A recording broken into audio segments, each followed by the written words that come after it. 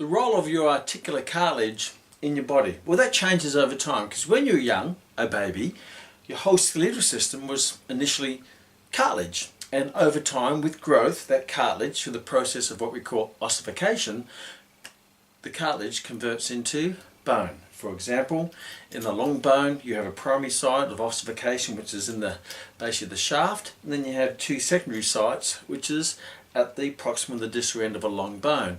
Then over time, the primary site and the secondary sites start to join together to form mature bone, which is what we have now. But they are those joined here at your epiphyseal line, or what we call your growth plate, which cause the cartilaginous joints at the distal end and the proximal end.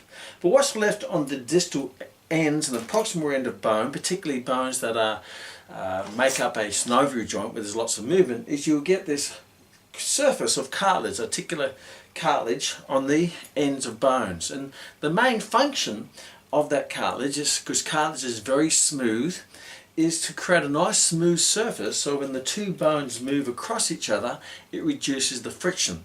There's a slight cushioning effect, but most of the cushioning effect is taken care of by the spongy bone, or the big thickened ends of the bone, that creates that cushioning effect. But the articular cartilage's main role is to decrease the friction between the two articulating surfaces during movement.